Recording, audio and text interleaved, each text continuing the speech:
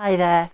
I just wanted to do a little bit of an introduction to breathing and the importance of mindful breathing and also the different parts of the breath and why it is important to be aware.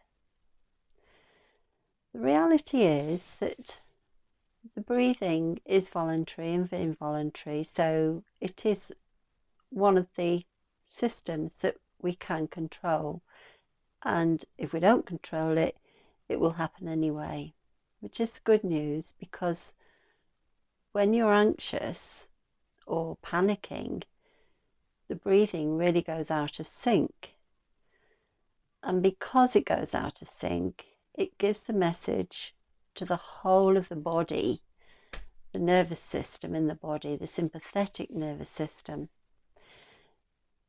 to come in and defend or to run away from whatever it is that's threatening. So it's called a fight and flight mechanism. And the breathing feeds into that. So when you're panicking, the breathing gets chaotic and it gets more chaotic and it goes into a spiral, and it kind of feels at times, at worst, as if you're going to lose control completely. And that fear is at its really worst, is that you're not going to be able to breathe and therefore life will end. And it's a real fear. But the reality is that you can actually control the breathing. And the more you do breathing exercises prior to being in a panic or being anxious, the more natural it is for you to actually get into controlling your breathing, more regulating your breathing so that you don't escalate into some sort of panic, and also that you soothe the nervous system. And the breathing techniques are usually diaphragmatic and thoracic. So the diaphragmatic is demonstrated in the little video, as is the thoracic.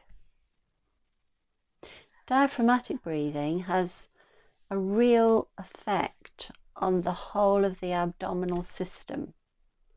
So it's really, really good for helping keep the health of your digestive system, because it's massaging.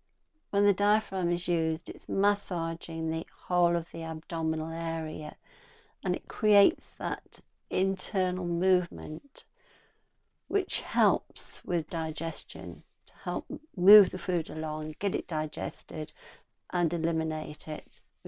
What we don't want is food to be stuck anywhere and we can't digest it, and then it gets more and more toxic inside the whole body. We want the digestive system to be able to move things through and to eliminate any toxins, any rubbish out of the body. So diaphragm is a really important part of that. It does the massaging into the abdominal area.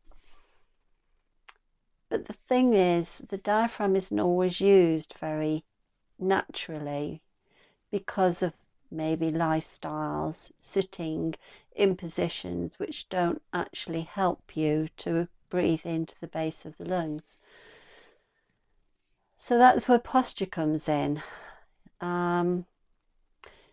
So if you can imagine, the spine connects the whole of the body, so your head, your base of the spine, it's like the tree trunk inside you.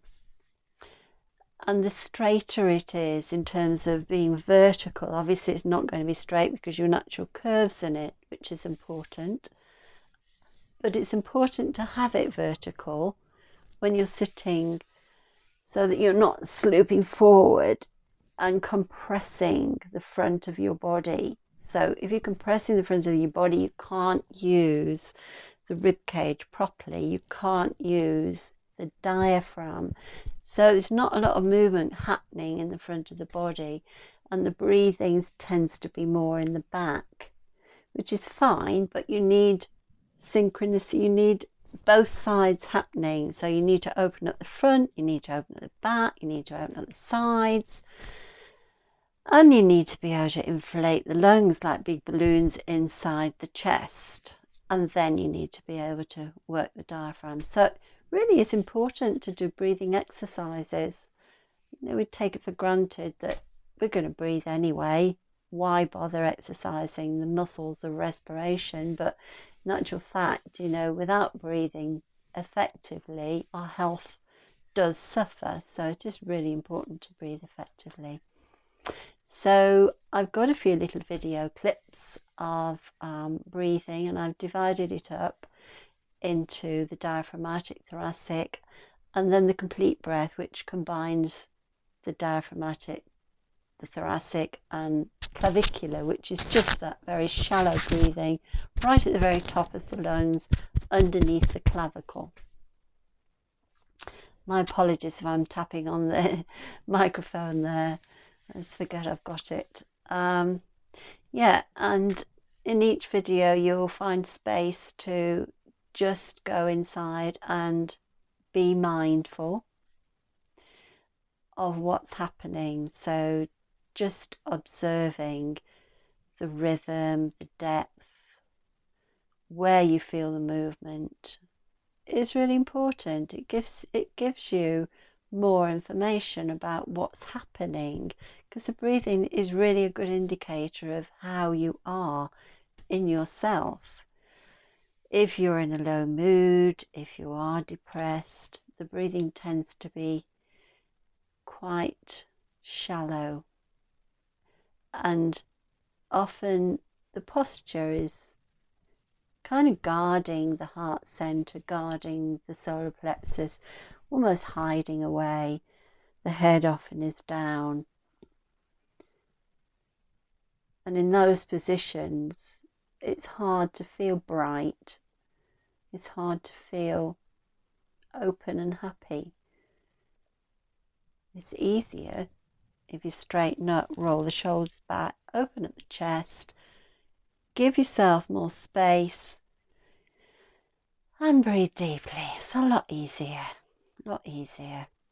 So it is important to go inside regularly as a matter of course. You know, how am I feeling right now? Where do I feel the movement of the breath? What is the rhythm like?